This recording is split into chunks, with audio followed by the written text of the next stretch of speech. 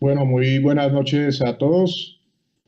Hoy, 6 de noviembre de 2018, damos inicio a nuestro último webinar del año. El tema que vamos a tratar hoy es un tema bastante interesante. Vamos a hablar acerca de manejo de pseudoartrosis de escafoides. Tenemos tres grandes invitados que prácticamente no necesitan presentación, pero igual vamos a hacerlo. En un principio va a iniciar hablando desde Buenos Aires el doctor Carlos Seidenberg, ampliamente conocido por todos nosotros. Él es cirujano de mano y miembro superior. Actualmente trabaja como instructor en la Universidad de Buenos Aires y es instructor AO. Nos va a estar esta noche hablando acerca de su técnica personal y su experiencia personal en manejo de este tipo de patología. Hablamos también de Rochester, Minnesota, con el doctor Alexander Chin, que es cirujano de mano y microcirujano, quien es miembro de la Mayo Clinic of Medicine y va a estar esta noche hablándonos también acerca del código de fémur para reconstrucción de código femoral para reconstrucción del escafoides y el mamoploide de Colombia, microcirujano, cirujano de mano del Hospital de Bucaramanga, nos va a estar hablando acerca del manejo de injertos en escafoides. Entonces, bienvenidos todos.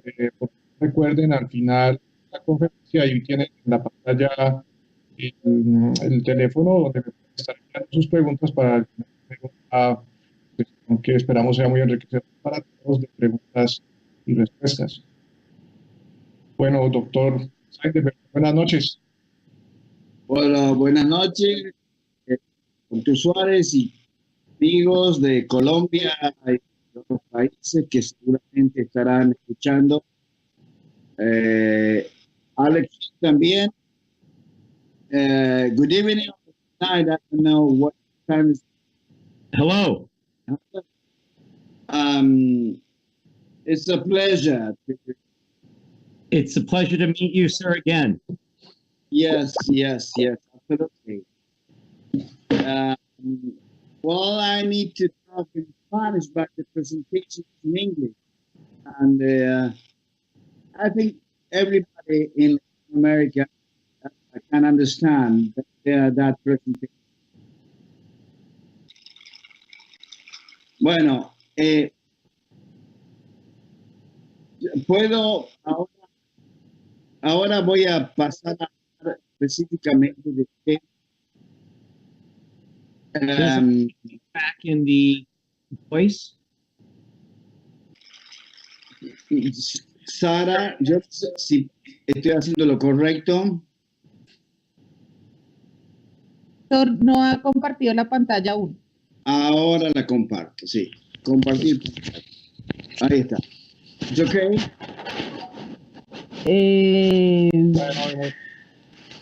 ¿Está bien, Sara, esto? No, yo no he visto no me está compartiendo pantalla. Yo compartir pantalla. Ahí. Ya, ahora sí. Sí, ahora sí, doctor. Ahora abra su presentación y actívala. Perfecto.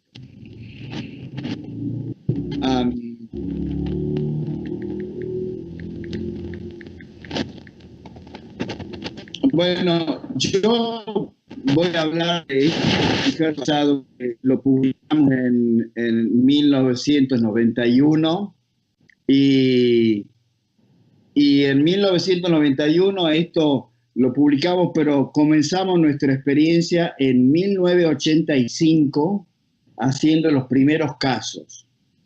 Y en realidad esto fue una casualidad, un hallazgo, porque buscábamos otro tipo de... En realidad buscábamos flaps cutáneos y mirando la anatomía nos dimos cuenta que esto era posible y llevar un injerto de la vecindad de ahí del radio, como ustedes pueden ver, en la zona de la estiloides, esa arteria que ven acá, esa podíamos llevar. Y como era difícil digamos, comprender la vascularización de los injertos que podíamos llevar sin estudiar la microanatomía de la región. Y la microanatomía tiene dos patrones diferentes en el lado dorsal y en el lado volar.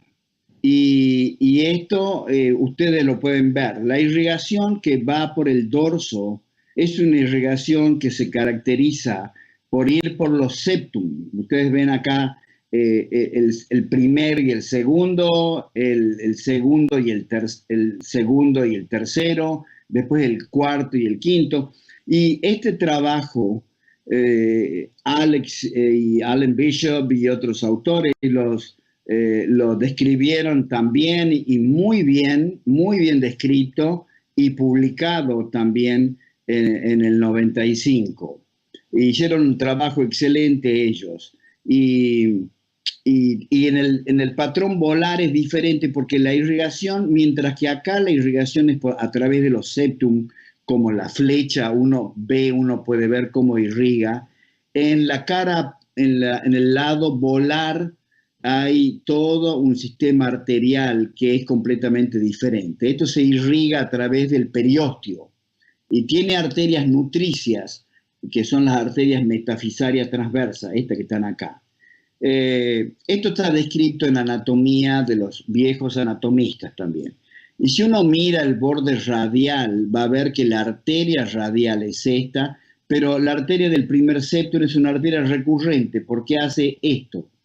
Tiene ese recorrido que rodea el primer septum acá y se vuelve a conectar con la arteria radial, que es lo que ven ustedes acá. Este es el primer compartimento dorsal y este es el segundo compartimento dorsal.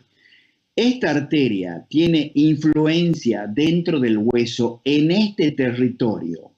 Digamos, hay entre 1 centímetro y 1,5 centímetros que esta arteria penetra en la profundidad del radio y uno puede verla con bastante facilidad. Esta arteria acá en esta área más proximal ya no tiene influencia, simplemente la recorre, pero no tiene influencia dentro del hueso. Así que el pedículo que tiene esta arteria, la longitud del pedículo es de aproximadamente 2 centímetros, 2,5 centímetros.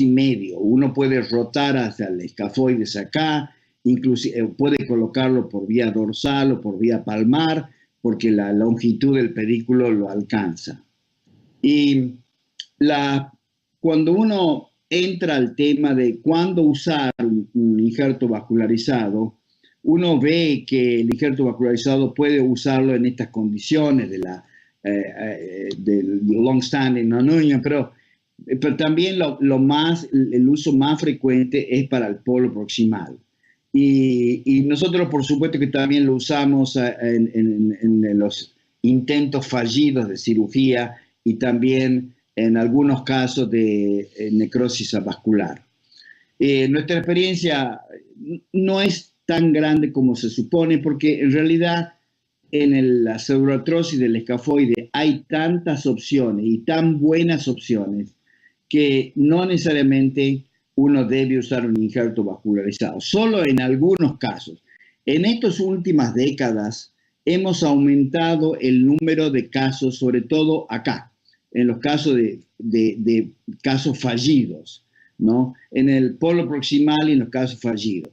Y lo más difícil de todo son la necrosis vascular.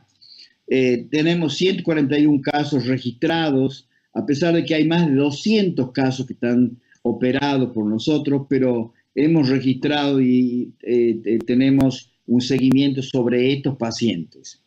Pero hay un par de situaciones que me gustaría conversar con respecto a la parte técnica.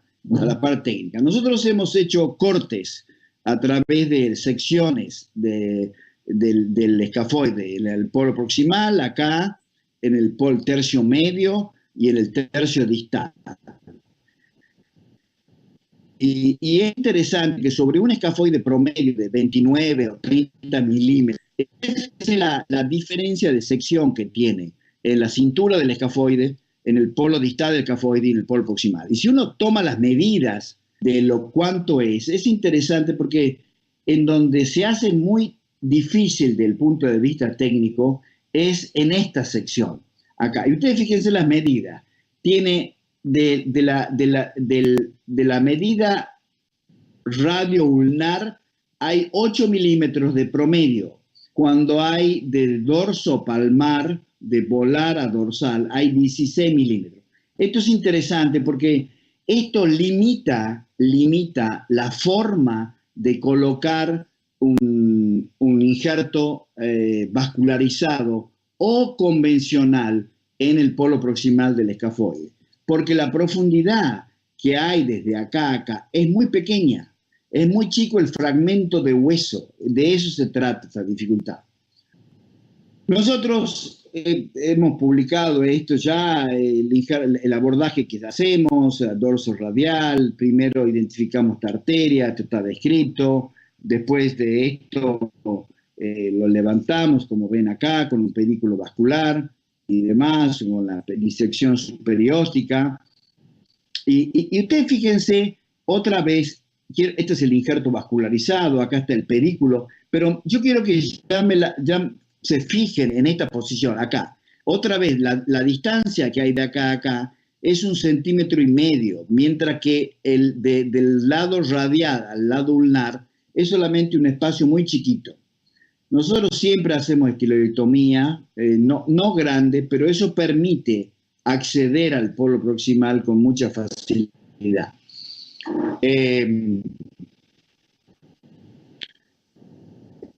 Y este es un video de la técnica, espero que no los aburra, pero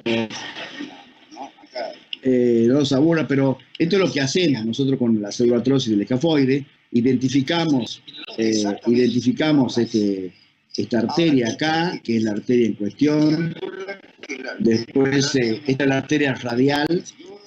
Entonces, tenemos esta arteria acá, se libera el primer compartimento, se establece el límite proximal del pedículo y en este caso tiene una celulartrosis proximal que había sido operada con la técnica de Rus, Matthew Rus, por vía volar. Entonces en este caso utilizamos este tipo de disección. Esta es la pastilla ósea que colocamos, ¿no? Y esta pastilla ósea se libera y esta es la longitud del pedículo que está irrigado y después una estiloidectomía que no es grande, pero que eso permite ver el polo proximal del escafoides, ¿no? Acá, como ven ahí, y entonces se hace un nicho, porque no se puede interponer en forma completa, se hace un bridge, un puente acá, y se aumenta con injerto óseo y se lo coloca de esta forma, ¿no? De esta forma queda colocado, como ven ustedes acá, y en este caso lo fijamos con una K-wire acá, y eso es lo que se ve ahí en esa zona, ¿no? Se fija el injerto y ya está. Y nosotros, en realidad, la idea es que si la celulartrosis fuera esta, se coloca la osteosíntesis y después se coloca el injerto vascularizado en esta zona a manera de bridge o de puente. En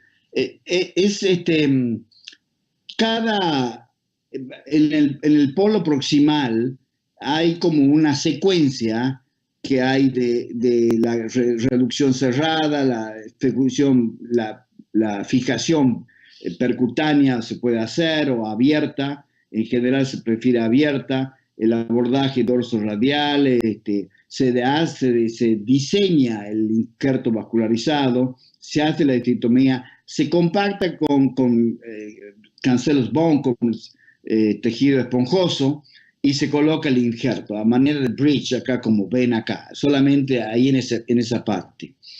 Cuando hay, esto es un tema muy complejo, que es que cuando uno tiene una celulartrosis fallida, ¿no?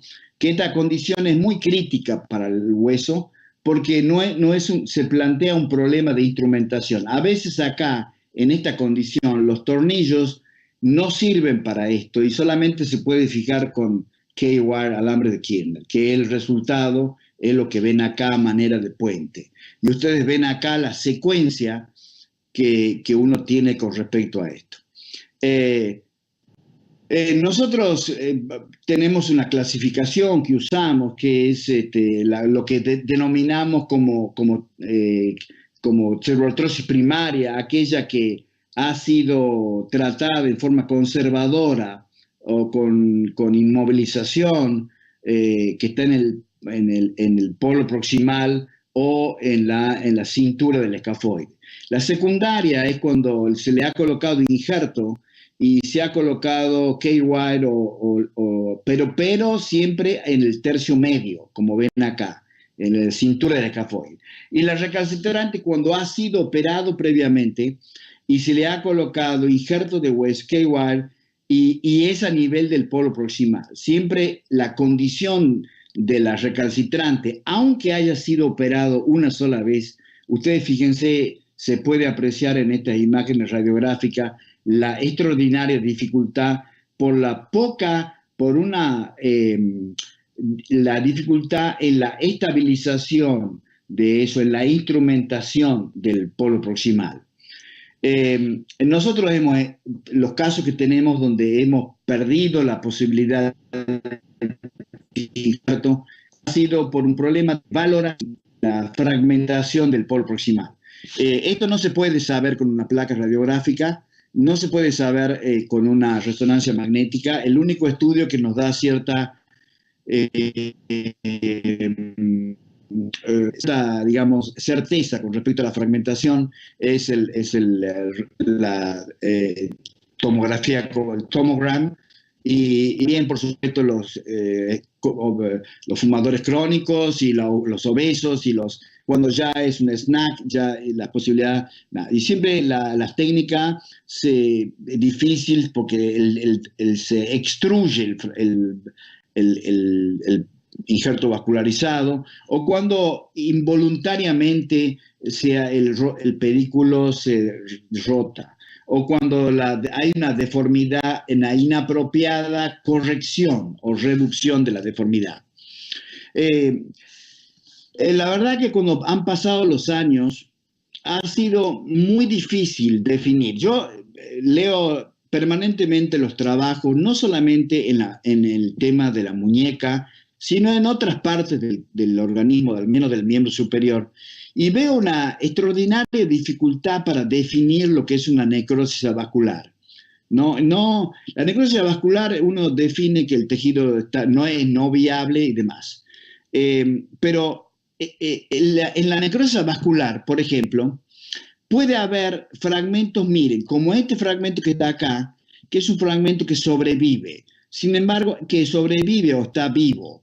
Y sin embargo, acá, en esta área, hay un fragmento que está muerto.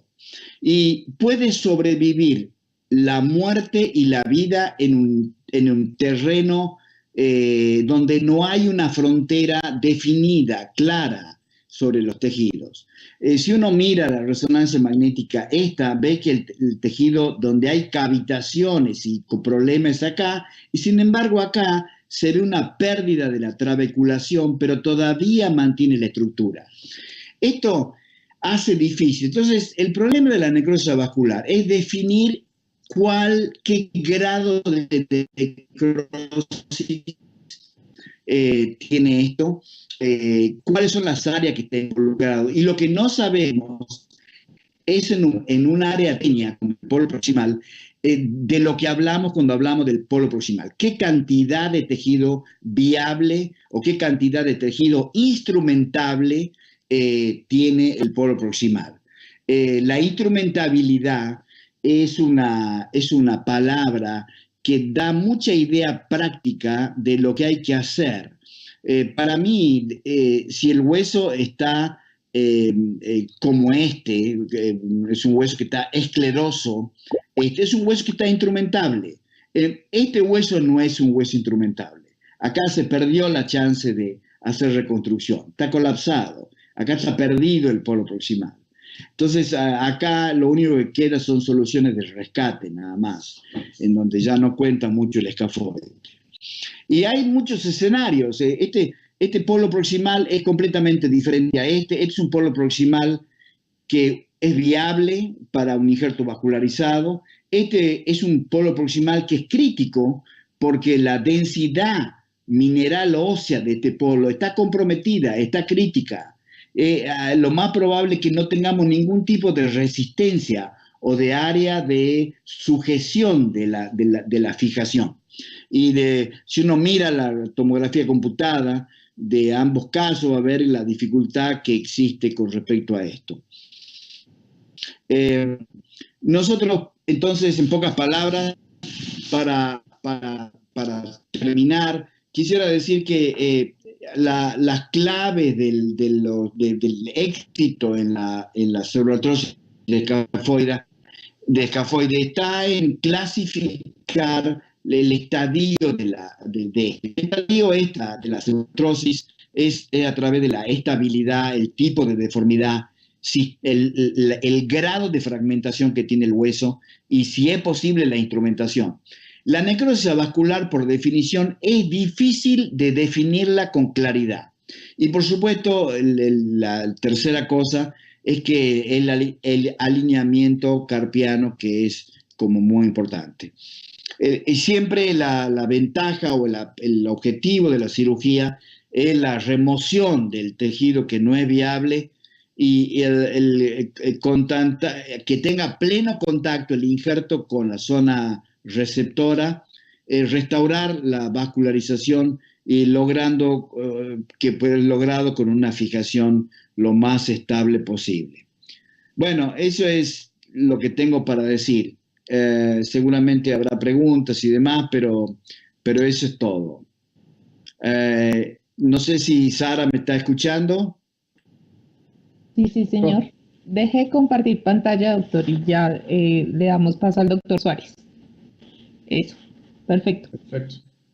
Bueno, doctor Seidenberg, muchas gracias por su valioso aporte y yo estoy seguro que va a haber muchas preguntas al final también.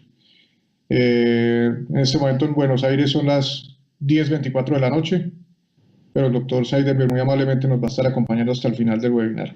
Entonces, las preguntas que tengan, por favor, van a ser bien recibidas. Dr. Shin, good evening. Please open your microphone. Good evening. It's great to be here. Thank you very much. What Thank a you. wonderful lecture from Professor Zeidenberg. I enjoyed it very much. Yeah, we all did. Thank you very much for being here with us tonight. So finally you made it home. So I already introduced you to the auditory, so you can begin anytime you want to. Thank you very much. Is my screen seen by you right now? Yeah.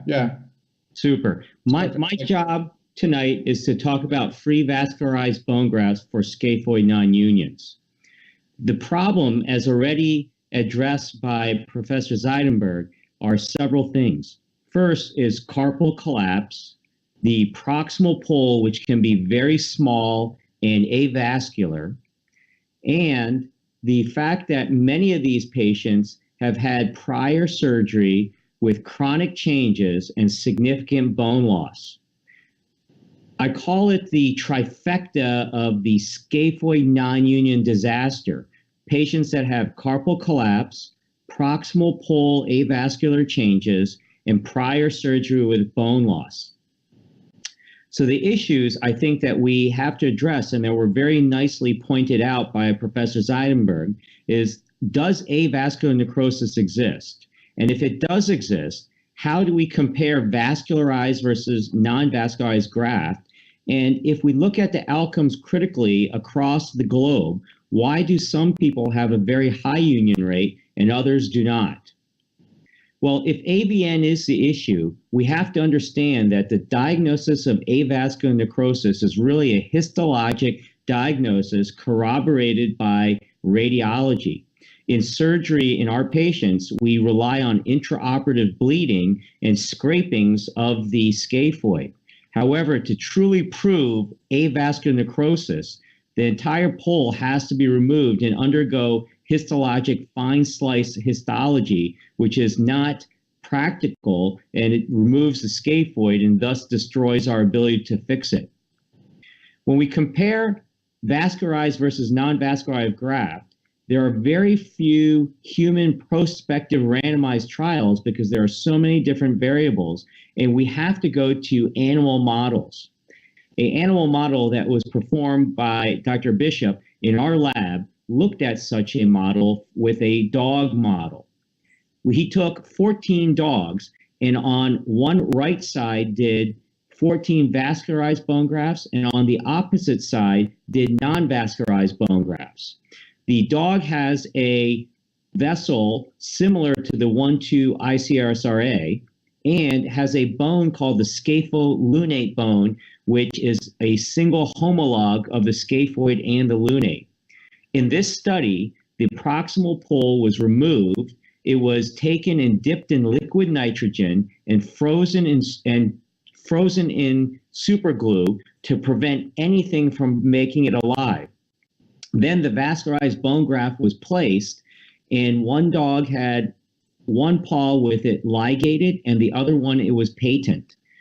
The interesting thing is, at the end of the study, the vascularized bone graft side healed in 72% of the dogs if they were casted, and if they were casted more than 3 weeks, almost all of them healed, whereas the conventional side, not one single graft healed. And this was proven in histology, where the vascularized bone graft had good osteocytes and the conventional side was basically osteonecrotic, proving that vascularized bone grafts did indeed work. So the question is, what vascularized bone graft do we use, and what is the role of the free vascularized bone graft? Are vascularized bone grafts really necessary? Some of my colleagues in the United States say they are too complicated, too technical, and we shouldn't need microsurgery. And my own colleague, Scott Wolf, even wrote a paper saying that vascularized bone grafts outperform non-vascularized bone grafts, but is now perpetuating and condoning non-vascularized bone grafts for scaphoid non-unions with avascular necrosis. So we choose vascularized bone grafts for 3 reasons. 1, they maintain cell viability. 2, there's no creeping substitution into a dead bone matrix and allows for primary fracture healing. And finally, there's less resorption with maintenance of structural integrity and strength. The 1-2 ICRSA vessel, which was clearly defined by Professor Zeidenberg, has been a wonderful addition to scaphoid non-union surgery. When we looked at the results, initially the results were very, very good, followed by several reports that said they didn't do so well. We even looked at our own results very, very carefully and found that we had a 71% healing rate, which was very good, especially since if avascular necrosis was present, we had close to a 70% union rate. But when we looked carefully at our failures, we found that if you had carpal collapse and avascular necrosis, you had a much, much higher rate of failure. And these were many of our patients. So we basically said that pedicle grafts didn't work well if there was significant carpal collapse, and this was most likely what Fisk told us about correcting scaphoid length. So we had a hypothesis that we needed a large interposition graft with vascularity. And so the question became is, where can we find a graft that had structural integrity, good compact bleeding bone up to 15 millimeters in length, with easy to find anatomy and a low donor site morbidity? We found this in the knee. We had lots of experience with cortical periosteal grafts, and we decided to study the vascular supply of the knee and found that the medial aspect of the knee had a consistent blood supply, with 100% of the vessels having this medial-superior genicular artery and about 90% having this osteoarticular branch of the descending genicular artery. When we looked at vascularized perforators into bone, we found the inferior distal quadrant to have the highest number of vascular perforators and be the ideal place to harvest a vascularized bone graft from. And this bone graft is beautiful cancellous bone with a thin cortical periosteum, which the blood vessel goes into. And when we look at the bleeding of this, with the tourniquet down and removing the graft, the blood vessels start pumping right away, the periosteum starts to bleed, and within a few seconds, the deep layers of the bone demonstrate excellent bleeding when the tourniquet is deflated and the vessel is kept together and before it's transected. So excellent bleeding bone. You can get a long pedicle with a beautiful piece of cancellous bone, and this is an example of a patient with a prior surgery, a humpback deformity, bone loss, and proximal pole avascular necrosis. With the tourniquet down, there's no bleeding of the proximal pole, and once you remove that callus, fractured callus, you correct the deformity, and you have a very small proximal pole. And when we start trimming down the necrotic and non-vascularized portion of the non-union, you end up with a very large defect. This defect is spanned by a 12 to 13 millimeter vascularized bone graft. The periosteum is with the vessel, and the vessel then comes down the forearm. The microsurgery is done to the radial artery and to the venae comitans, and the result is a beautifully placed vascularized bone graft with an interposition screw, correction of the humpback deformity, and 3.5 months later, there is vascularization as well as bone healing throughout the entire scaphoid. The outcome of this patient was very good in terms of restoration of hand function, and his motion is equal to his preoperative motion with a healed scaphoid non-union and excellent radial ulnar deviation, as well as excellent knee function with minimal donor site morbidity. The knee has pain for about 4 to 6 weeks and then does quite well thereafter. Unfortunately, not all patients can have screw fixation, and a majority of revision surgery with prior surgery requires K-wire fixation, where the K-wires need to be removed for up at 12 weeks after surgery once the vascularized bone graft is incorporated. We initially looked at our outcomes of the 1-2 ICRSA compared to the medial femoral condyle in patients that had avascular necrosis and carpal collapse, and found that the medial femoral condyle graft was not only a higher union rate, but a lesser time to union. Subsequent studies, which were just recently published this year, demonstrated that if we had primary non-unions with humpback deformity and AVN, we had a 94% union rate. However, if they had prior surgery, and this is 1 to 2 prior surgeries, the union rate decreased about 10%. However, we were able to get 84% of the non-unions to heal. These are outstanding rates considering the difficulty of carpal collapse as well as avascular necrosis. The question then, it was always asked, are vascularized bone grafts needed? Because many people find them technically difficult, they call it complicated, and they don't want to do microsurgery. In order to answer this question, we looked at our own data between a 13-year period of 109 scaphoid non-unions. There were 31 patients that had iliac crest bone graft placed as an interposition, 33 with the 1-2 ICRSA, and 45 with the medial femoral condyle. We found that the medial femoral condyle group had the highest number of prior procedures, the highest number of intraoperative avascular necrosis, and the highest number of carpal collapse. So in essence, the medial femoral condyle group was the absolute worst case scenario of the scaphoid non-unions in all 3 groups. When we looked at the fracture location, it's pretty clear that the 1-2 ICRSA was really used for the proximal pole, and the medial femoral condyle and the iliac crest graft were used for waist fractures. When we look at the union rate was the highest in the medial femoral condyle group, and it had the fastest time to union. Basically, the medial femoral condyle group outperformed the iliac crest bone graft, interposition graft, and the 1-2 ICRSA in the worst case scenario non-unions in the Mayo Clinic series. Our current experience is about 120 to 130 scaphoid non-unions with the medial femoral condyle vascularized bone graft. Every one of the patients has had avascular necrosis, humpback deformity. The average graft size is about 11 to 12 millimeters, and the surgery is performed with 2 teams, one at the knee, one at the hand, and the average time of surgery is about 2.5 hours.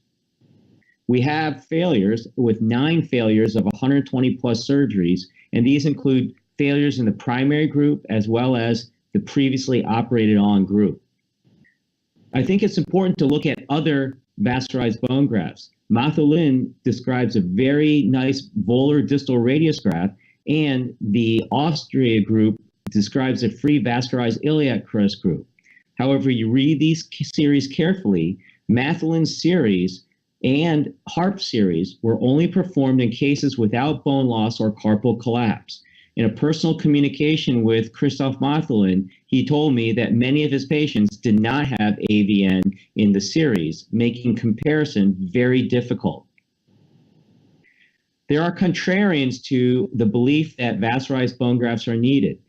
Our colleagues in New York basically said they got 100% union rate with their 35 non-unions, and that AVN does not exist based on pathology, and thus vascularized bone grafts are needed.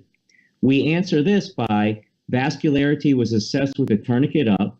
They only had primary scaphoid non-unions, and they didn't have many compared to Professor Zeidenberg's as well as our experience in Rochester, Minnesota. I say it is very important to compare scaphoid non-unions carefully and not to combine the scaphoid non-unions into a single problem with a single solution. And having multiple treatment arms, including pedicled vascularized bone grafts, free vascularized bone grafts, and cancellous non-vascularized bone grafts are all necessary for us to be successful scaphoid non-union surgeons.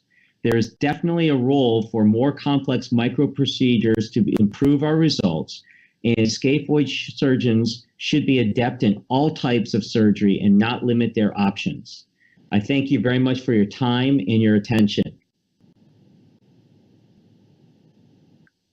Thank you, Dr. Shin. Very interesting conference. So we are starting to receive some questions. I will start with them at the end of the conference. Excellent. Okay, thank you very much.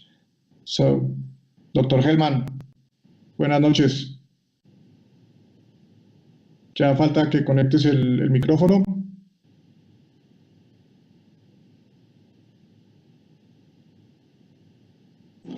Listo, ahora sí me oye. Listo, sí, doctor, ya, perfecto, ya estás al aire y ya es compartir la presentación y ya puedes empezar cuando quieras. Muchas gracias, doctor.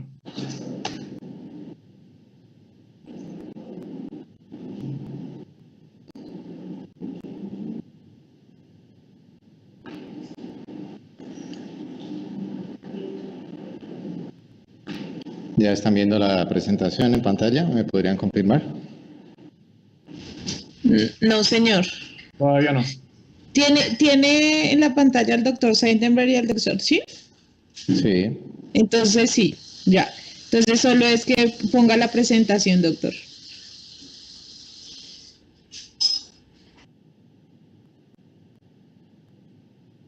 Perfecto. Ahora. Perfecto. Sí. Sí, ya.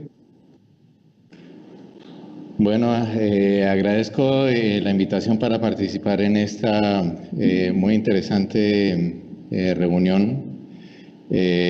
A los invitados que me precedieron, al doctor Chin y al doctor Seidenberg.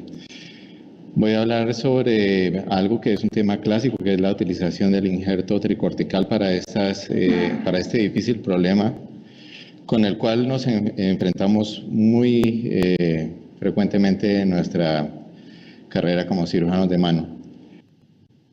Los retardos de consolidación de las fracturas de escafoides se pueden presentar en promedio en un 10% de todas las fracturas. Y es un gran dilema dado la alteración en la morfología y en la topografía que conlleva la ubicación del escafoides dentro del carpo. Además, con una fisiología vascular que, como ya lo ha denunciado el doctor Seidenberg, es muy complicada. Las repercusiones en la biomecánica de la muñeca van a conducir a problemas artrósicos severos, y de ahí que la reconstrucción de esta estructura tenga que ser muy bien planificada, teniendo en cuenta las fuerzas que va a soportar el hueso, las características que tiene que volver a reasumir después de haber estado esta anatomía rota desde mucho tiempo atrás. Hay una serie de factores de riesgo para que no se produzca la consolidación de las fracturas. El doctor Sayek, en una revisión sistemática publicada en el 2014 sobre 604 pacientes, 23 artículos, logró definir 4 elementos importantes. El más importante es el retardo en el diagnóstico de la fractura de escafoides. Además está el desplazamiento de la fractura, la ubicación de la fractura en zonas de pobre vascularidad como en el polo proximal, van a contribuir al desarrollo de este problema. De tal forma que cuando se produce la no unión de la fractura de la cintura del escafoides, la carga de fuerzas y los fenómenos de reabsorción van a producir un colapso de la cortical palmar, que va a llevar a la que nosotros llamamos la deformidad en joroba o al humpback, que no es más que el resultado de la alteración de las cargas a nivel del carpo con una traslación proximal de la segunda fila hacia la primera fila, lo cual va a manifestarse en lo que nosotros llamamos el snack wrist. Finalmente, este snack wrist va a producir una artrosis tanto del espacio radiocarpiano como del espacio intercarpiano. Esto tiene una serie de repercusiones funcionales para el paciente, entre las cuales está la presencia de dolor, la presencia de tumefacción en la muñeca, sumado a esto una disminución en la movilidad que se ha cuantificado según algunos estudios en promedio de un 30% y una disminución de la fuerza del agarre que puede estar alrededor de un 55%. La solución para esta situación pues es buscar restablecer la forma y la unidad del escafoides, descolapsándolo de la parte palmar y rellenando el defecto que queda, que es un defecto generalmente de forma trapezoidal, con un injerto que sea suficientemente fuerte de hueso córtico esponjoso para de esta forma restablecer la conectividad entre las filas del carpo.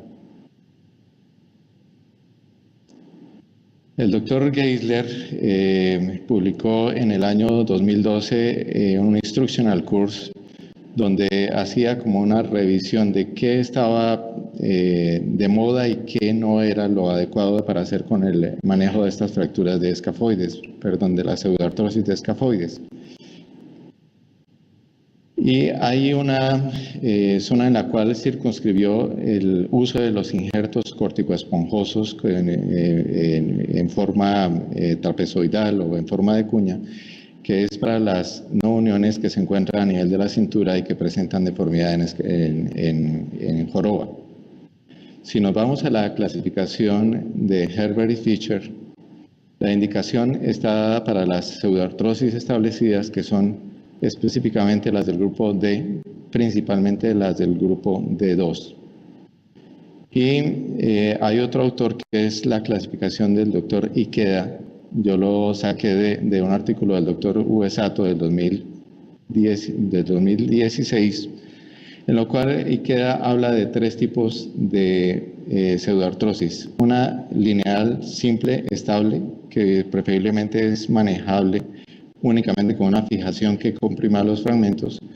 Un segundo tipo, que es una forma quística que se puede manejar mediante la aplicación de injertos esponjosos y nuevamente una técnica que comprima los 2 fragmentos.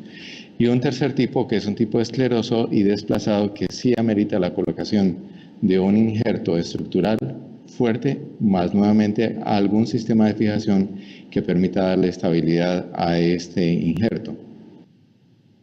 El doctor Geisler, en el mismo Instructional Course que nombraba anteriormente, hace la clasificación en estadios desde 1 hasta 6 de las no uniones desde el punto de vista radiográfico y recomienda la utilización del injerto tricortical para las clasificaciones de grados 4 y 5, que es cuando se produce las deformidades con resorciones mayores de 1 milímetro y con colapso o con deformidad de la cintura del escafoides. Aquí hago una tabla que trata de sintetizar los injertos corticoesponjosos que más frecuentemente se han utilizado para el manejo de este tipo de patología, comparando los de cresta ilíaca y los de radiodistal, siendo que los de cresta ilíaca son estructuralmente mucho más fuertes y son más modelables para acomodarse al defecto, con la desventaja de que amerita hacer un abordaje distante, por tanto una anestesia general para el paciente, y que el índice de complicaciones en la zona donante es mucho más alto que en el de otras sitios. En el radiodistal se puede tomar del mismo campo quirúrgico, pero estos injertos son frágiles, ya lo expresaba el doctor Chin ahorita, son de difícil fijación, no dan soporte estructural y si bien es cierto el índice de complicaciones es mucho menor que en el de la cresta ilíaca. También se han enunciado otros sitios de toma de injertos corticoesponjosos como el olecranon e inclusive el doctor Jeffrey Yao publicó un artículo muy interesante sobre la utilización de injertos tomados de los arcos costales. Cuando ya definimos que el paciente va a ser llevado a cirugía, generalmente ha pasado de 1 a 2 años posterior a la fractura. Y los objetivos que debemos buscar, también definidos en este estudio de revisión sistemática por el doctor Sayek, apuntan hacia 5 objetivos. 1, lograr la consolidación primaria de la zona de la pseudoartrosis. 2, hacer una restauración anatómica de los parámetros del escafoides, principalmente en la altura, la longitud, su alineamiento, buscar la mejoría de los síntomas del paciente, principalmente la parte del dolor, mejorar la función de la muñeca y en la medida de lo posible prevenir la aparición de una futura artrosis. Hay que tener en cuenta el volumen y la conformación del defecto que se va a reponer. El tiempo de evolución de la lesión es muy importante para determinar el pronóstico de consolidación. En general, en pseudoartrosis de menos de 5 años de evolución, el pronóstico es muy bueno, casi un 90% consolidan. Pero en pseudoartrosis de más de 5 años de evolución, este pronóstico de consolidación con esta técnica de injerto corticoesponjoso es cercana a la mitad. Es importante también la localización del defecto. En defectos que sean muy proximales o muy distales, esta técnica no es la más adecuada. Y lo mismo si hay antecedentes de múltiples cirugías previas, como lo dijo el doctor Chin, esta técnica no sería lo adecuado y sería más conveniente la utilización de injertos vascularizados. En la evaluación radiográfica se deben tener en cuenta el grado de desplazamiento, la presencia de resorciones que van a producir gaps en la zona de la pseudoartrosis, los ángulos que nos muestren una dorsalización del segmento intercalar o un colapso de la altura del carpo y un acortamiento de la longitud total del escafoides. Estos parámetros son importantes para el planeamiento y para evaluarlos en el postoperatorio para saber si la cirugía ha sido satisfactoria. Hay que tomar radiografías comparativas de las dos muñecas para visualizar y tratar de determinar el tamaño del defecto.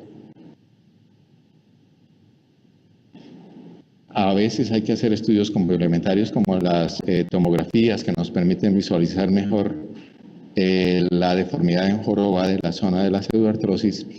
Y recientemente, por medio de tomografía tridimensional, se puede visualizar mejor e inclusive se puede, por medio de impresión 3D, hacer unos modelos que nos comparen el escafoides del lado de la muñeca con la pseudoartrosis versus el escafoide de la muñeca contralateral y de esta forma poder establecer aproximadamente el tamaño y la forma del injerto. Esta imagen es tomada de un artículo en el cual el doctor Chin es coautor, que se publicó en el año 2016, en el cual por medio de estas técnicas y sobreponiendo la imagen del escafoide sano versus el escafoide con la pseudoartrosis, se puede tener una idea bastante buena del tamaño, forma y volumen del injerto que se requiere para solucionar el problema. Hablando de los sistemas de fijación para esta técnica quirúrgica, voy a referirme a 3 de ellos que son los clásicos. Arranco hablando de la utilización de clavos, fueron los primeros.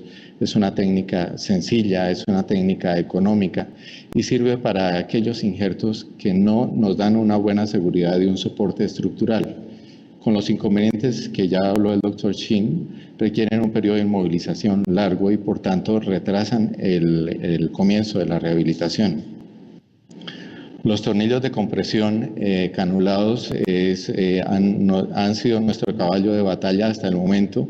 Han sido una forma de evitar los periodos prolongados de inmovilización y nos permiten asegurar relativamente bien el injerto tricortical, pero su colocación es un poco dispendiosa, sobre todo cuando se hacen en sentido retrógrado, dado que la ubicación del tubérculo del trapecio dificulta una posición céntrica de la colocación y algunos autores entonces han propendido por la colocación en sentido anterógrado. Lo ideal que uno quisiera es poder colocar estos tornillos en un sentido perpendicular al trazo de la zona de la pseudoartrosis, pero esto no siempre es posible y hay que recurrir a otras posiciones que logren fijar el fragmento de injerto sin lograrlo estallar o perjudicar. Finalmente, las placas anatómicas han venido tomando vigencia en los últimos 3 años. Hay varios trabajos que se han estado llevando a cabo sobre la utilización de dichas placas. Es una técnica interesante, sobre todo cuando hay fragmentación del polo distal o del polo proximal y no es posible estabilizarlo en una forma con tornillos intraóseos, tornillos de compresión. Esta es una alternativa que ha venido tomando vigencia. No tengo experiencia con esta técnica.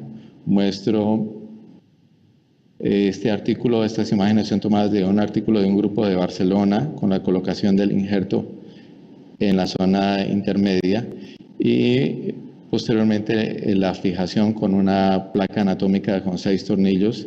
Tiene la ventaja de que evita la posibilidad de la extrusión del injerto hacia la parte palmar. Es una técnica que está en proceso de evaluarse sus resultados a largo plazo. Aquí trato de hacer una tabla comparativa entre estos 3 sistemas, resaltando la sencillez y lo económico de la utilización de los clavos de Kirchner y que tienen un menor riesgo de fragmentación del injerto. Los inconvenientes del retraso de la rehabilitación por el periodo prolongado de inmovilización, los tornillos de compresión que hasta el momento han sido pues, la técnica más ampliamente utilizada, con la desventaja de que son difíciles de posicionar y puede fragmentar el injerto. Y finalmente las placas anatómicas que dan una buena estabilidad, evita la destrucción palmar del injerto óseo, permite una rápida inicio de la rehabilitación, pero es una técnica exigente, es una placa costosa. El promedio de costo de un implante de estos es de aproximadamente $1.500 y que en los estudios que se han mostrado no muestran una mejoría tan significativa en los arcos de movilidad articular y en la fuerza del agarre. Si ya tenemos la decisión de intervenir a nuestro paciente y teniendo en cuenta estos parámetros, debemos definir entonces cuál es el tipo y fuente de injerto que vamos a utilizar con él, cuál va a ser el método de fijación y de acuerdo a estos 2 parámetros el protocolo de inmovilización. Las técnicas más utilizadas han sido la de Fisk y Fernández para cuando se quiere dar soporte y descolapsar la parte palmar y la de Matty-Rus para cuando no hay colapso palmar. No obstante, en el estudio radiográfico que hacemos de los pacientes antes de llevar a cirugía, prácticamente en todos existe algún grado de reabsorción y de colapso palmar. De tal forma que la técnica de Matty-Rus, por lo menos en el grupo de trabajo en el que tenemos en la clínica, hace varios años que no se ha empleado. Traigo aquí un caso clínico de una paciente de 21 años con una pseudoartrosis de 8 meses de evolución, con características esclerosas e inestables de la clasificación de Ikeda y con una dorsalización del segmento intercalar. A esta paciente se lleva a cirugía, se hace un abordaje por el borde lateral del flexor radial del carpo, se separa medialmente el tendón del flexor radial del carpo, se incide a través del piso de la vaina del flexor radial del carpo hasta exponer la zona de la pseudoartrosis, tratando de preservar o de molestar lo menos posible los ligamentos radiolunar largo y el radioescafo capitate. Teniendo en cuenta una publicación que hizo el doctor Chin, se buscará reparar al final estos ligamentos para tratar de evitar la traslación o los problemas de inestabilidad ulnocarpiana.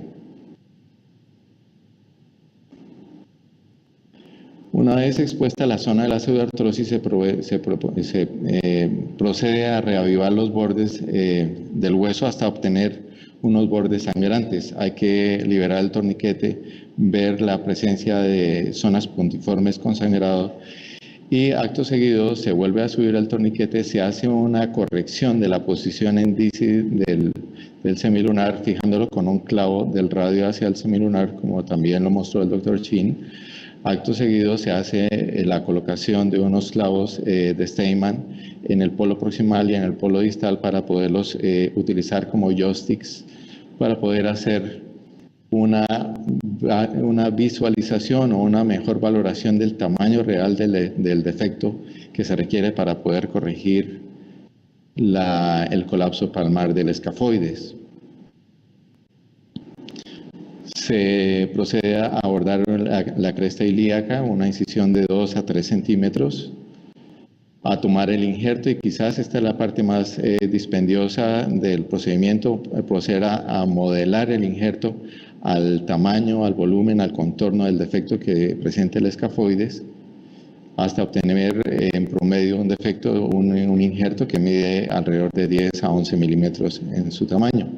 Este injerto se acomoda, se impacta en la zona del defecto de la cintura del escafoides, y una vez colocado allí se procede a hacer la fijación. Se puede colocar inicialmente un clavo de Steinmann antirrotatorio y luego la colocación de la guía canulada para posteriormente colocar el tornillo de compresión y asegurarnos que realmente esté fijando los 3 elementos, el polo distal, el injerto y el polo proximal. Se hace una radiografía postoperatoria para corroborar la longitud y que no hayan zonas del implante que hayan quedado por fuera del hueso y donde puedan erosionar el cartílago. Al cabo de 6 meses, esta paciente ya había logrado una osteointegración completa del injerto. En la literatura, los resultados de la utilización de los injertos corticoesponjosos es buena para pseudoartrosis de la clasificación de Herbert y Fischer de 1 y de 2, con tasas de consolidación que varían de un 65 a 95%, y en algunos artículos previos no mostraban diferencias significativas versus injertos vascularizados o estadísticamente significativas. No obstante, y aquí resumo un poco, este es el mismo artículo que nos mostró el doctor Chin, él lo hizo con el grupo de trabajo de la Clínica Mayo, en los cuales compararon 3 grupos con injerto tomado de la cresta ilíaca, injerto con la técnica del doctor Seidenberg y la técnica de cóndilo femoral medial, con unas tasas de consolidación muy superiores en esta última técnica, con un tiempo de consolidación también mucho más temprano en esta técnica que en las otras 2, y con un índice de complicaciones intermedio entre la técnica del doctor Seidenberg y la de injerto tricortical de la cresta ilíaca. ¿Qué situaciones pueden conducir al fracaso en la consolidación? Están relacionadas con una inadecuada longitud del tornillo o con una incorrecta posición del tornillo, y esto es fácil que pueda suceder, o con un tamaño inadecuado del injerto. Las recomendaciones, y aquí ya trato de consolidar el objetivo de la charla que estoy dando, para la realización del injerto córtico esponjoso es focalizarnos en las indicaciones precisas del procedimiento, que son aquellas pseudoartrosis de la cintura de los escafoides de tipo D1 y principalmente las tipo D2, y en las cuales estén en estadios iniciales de colapso carpiano, del snag wrist. Está contraindicado este tipo de procedimientos en estadios 3 y 4 del colapso carpiano o en pseudoartrosis del polo proximal o del polo distal, que son bastante raras las del polo distal. Contraindicaciones relativas cuando existan antecedentes de cirugías previas o una pobre vascularidad del polo proximal, o cuando haya patologías sistémicas como en pacientes fumadores. En síntesis, este tipo de utilización de injerto tricortical se debe planificar bien en base a estudios imagenológicos previos a la cirugía, en los que se define el tamaño, la ubicación y la forma geométrica del defecto óseo del escafoides.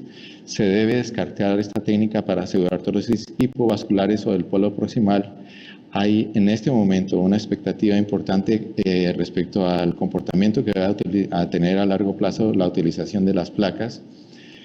Respecto a los sistemas de fijación, si el tamaño y la fortaleza del injerto lo permite, lo mejor es fijar con tornillo de compresión. De lo contrario, es mejor hacerlo con un sistema de clavos para evitar poner en riesgo la estabilidad del injerto. Y lo paradójico es que aunque se logre la consolidación de la pseudoartrosis, esto no necesariamente garantiza que el proceso de artrosis radiocarpiana o intercarpiana no continúe, principalmente en pseudoartrosis de vieja data de largo tiempo de evolución. Eso es todo lo que tenía para presentar esta noche en la charla. Muchas gracias. Bueno, doctor Monroy, muchísimas gracias. Pienso que una muy excelente y muy completa conferencia la suya. Y bueno, vamos a abrir la sesión de preguntas y respuestas. Yo creo que bastante interesantes las opiniones de todos los conferencistas, con muy buena experiencia, como conclusiones grandes. Yo creo que se puede pensar precisamente en hablar en qué caso definitivamente aplicar cuál técnica, porque pues hay múltiples técnicas, cada quien de pronto se casa con alguna técnica porque le ha ido bien, porque le gusta, por los resultados, pero pienso que las indicaciones respecto a cuándo usar un injerto óseo están claras en estadios iniciales. Creo que en este momento está enlazada a mi pantalla. ¿Cómo hago para desligar la pantalla? Doctor Germán, por favor, apaga el micrófono ahorita si quieres y ahorita ya lo abres cuando vas a responder algunas de las preguntas. Gracias. Y bueno, un colgajo óseo o un injerto óseo vascularizado se puede considerar, como ya lo dijo bien el doctor Seidenberg, en casos recalcitrantes donde haya una cirugía previa fallida, pero en la cual tampoco haya un colapso del carpo, una necrosis vascular, en el cual sí podría estar indicado ya el colgajo de cóndilo femoral. Entonces, bueno, aquí tenemos varias preguntas. Vamos a empezar a tratar de irlas pasando en orden. The first question is for you, Dr. Shin. So Dr. Claudia Arroyo from Mexico, she wants to know about the femoral condyle graft. In which size of defect would you recommend using this graft? And do you think it needs a large resection of the scaphoid in order to be able to use this graft? And also, if you would recommend it only for fractures of and necrosis of the proximal pole of the scaphoid? So the question is a great question, and the anatomy of the medial femoral condyle dictates that you have to have a minimum of about 8 millimeters by 8 millimeters by 8 millimeters.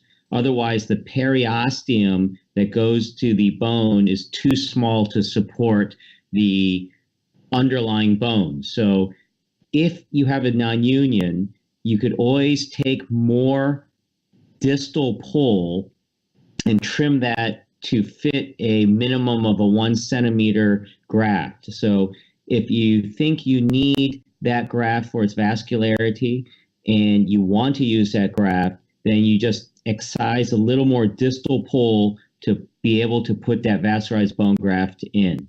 And so I think that's the best way to answer that question. Okay, thank you very much. I have another question from Dr. Alejandro Sandoval from Colombia. He wants to know if you have any kind of experience of some of your colleagues using the anatomic compression, the anatomic fixation plate. And what do you think about it? It's more stable, it gives better results at the end?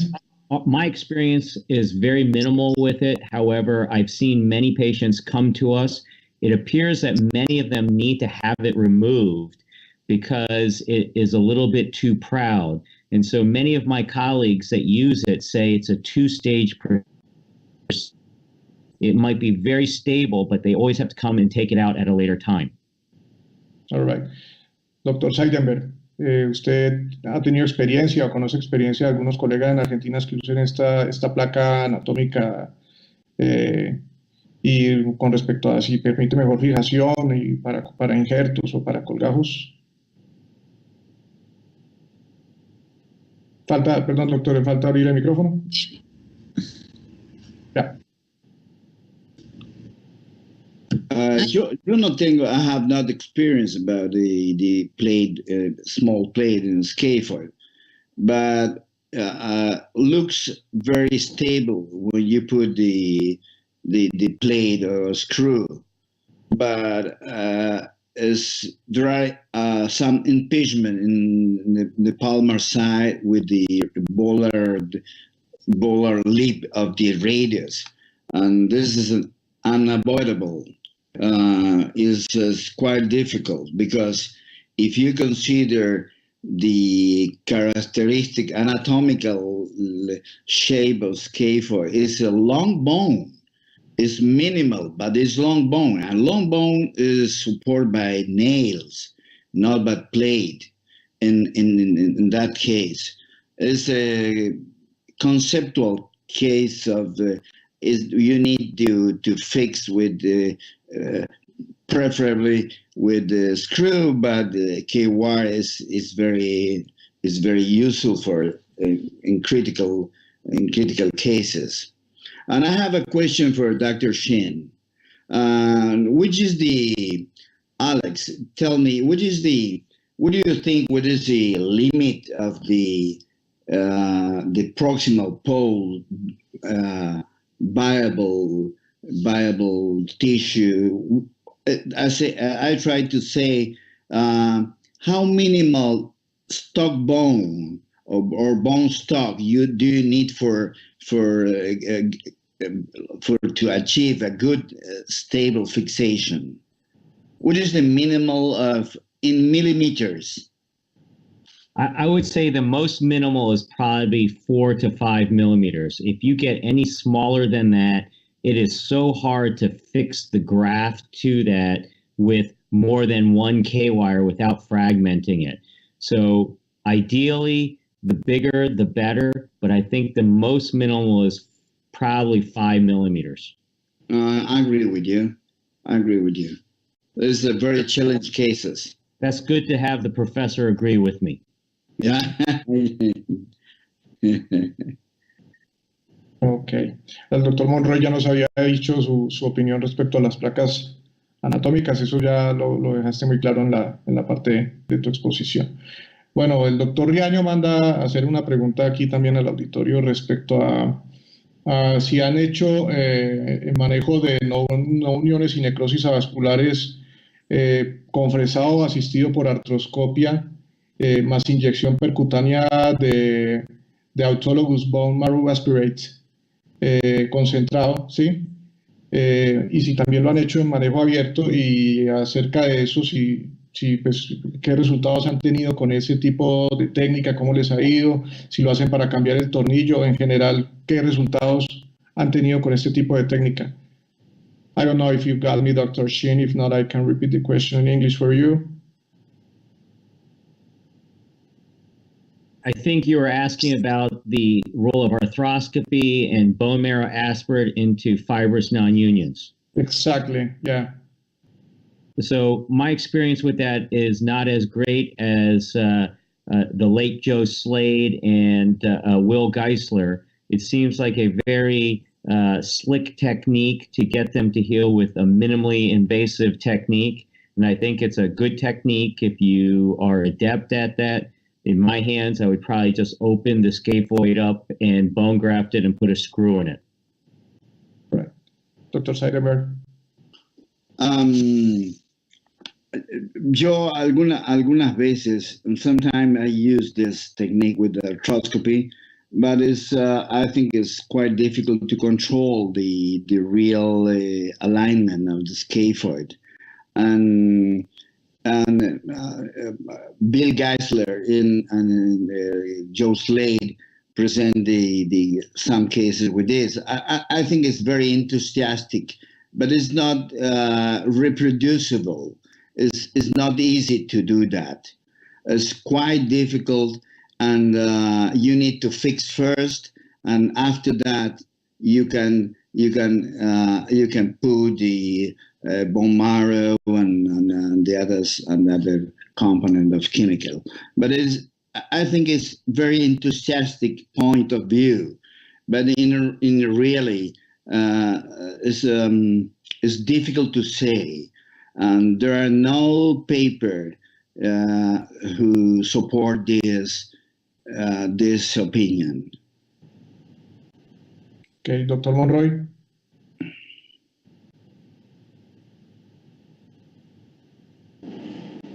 No tengo experiencia con la fijación por medio de artroscopia. Sí debo aclarar que la utilización de injerto de esponjosa está, como lo presenté en la charla, para aquellas pseudoartrosis que no tienen mayor colapso, que no han presentado una deformidad en joroba del escafoides. Hay algunos artículos que muestran un resultado similar entre la utilización del injerto de esponjosa versus el de corticoesponjosa,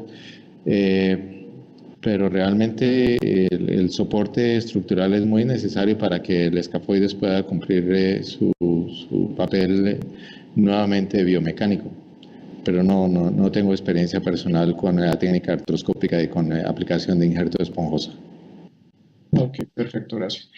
Bueno, otra pregunta al doctor Raño. Empiezo con usted, doctor Monroy, respecto a si tiene algún colega o usted ha estado de pronto usando un trasplante de polo proximal de la mate para reconstrucción del escafoides usando además un tornillo de compresión, o si conoce la experiencia de algún colega y qué opina al respecto. No conozco experiencia con esa técnica quirúrgica. Dr. Seidenberg? No, tampoco, no tengo experiencia. No. Dr. Shin, have you had any kind of experience using the transplant of the proximal pole of the hamate bone to reconstruct the scaphoid, or the experience of some of your colleagues? Some of my colleagues are very enthusiastic about that. My opinion is I do not want to injure another part of the carpus to fix a injured part of the carpus, so I will try not to do that. Okay, perfect. Una aclaración, Julián. Sí. Hay un artículo del doctor Jeffrey Yao en el que muestra la utilización de un injerto tomado de arco costal con de la unión condrocostal, que él sí la utiliza para reconstrucción de polo proximal como injerto libre no vascularizado, con resultados no tengo en la mente en este momento, pero están como 70 y algo % de índice de consolidación con esa técnica. fueron poquitos pacientes, fueron alrededor como unos 15 pacientes que los que él mostró en el artículo. Okay, gracias. I have a question for Dr. Shin. Any kind of predictor in order to decide to operate a patient with an acute scaphoid fracture with a vascularized bone graft? So if I see a waist fracture acutely, I would say no. The only indication for a vascularized bone graft is a very proximal pole fracture where it would be a simple to do a 1-2 ICRSA in addition to a dorsally placed screw to just assist it in healing. There is no data out there on this. It's a personal feeling. If I have a bad proximal pole, very displaced fracture, I may add a 1-2 ICRSA because it adds very little time to the procedure and it gives me a little insurance and it makes me feel better. But please note, there's nothing out there to support that in the literature. Okay, thank you, doctor. ¿Alguna opinión al respecto, doctor Seidenberg, que quiera darnos sobre ese punto? I absolutely agree with Alex. It's true. It's not support by literature. They use the vascular bone graft and fractured. But if you have a critical, very small proximal pole, maybe it will be useful. But I don't think in fracture do you need to use a vascular bone graft. All right. Bueno, estas fueron todas las preguntas. Ya no tenemos más preguntas del auditorio. Entonces, muchas gracias, doctor Seidenberg. Sabemos que ya está tarde en Argentina, pero muchísimas gracias por su aporte. Este fue un webinar bastante enriquecedor, bastante interesante, Dr. Monroy. Dr. Shin, thank you very much. It was an awesome. Muchas gracias. So thank you very much. Muchas gracias. Thank you again for your effort to this participation in this webinar. And Alex, it's a pleasure to hear and learn and again from your talks. Well, thank you, both of you. I've had a great evening. Buenas noches. Buenas noches. Buenas noches, doctor Shin, doctor Seidenberg. Muchas gracias al auditorio. Les recuerdo que este webinar estará próximamente disponible en nuestra página en YouTube. Pueden seguirnos siguiendo el link de Asosimano o también en la página web de Asosimano va a estar descargado en próximos días para que quien quiera revisarlo, repasar. Estuvo bastante interesante. Muchas gracias a todos por su participación. Nos veremos ya el año entrante. Hasta luego. Feliz noche. Gracias.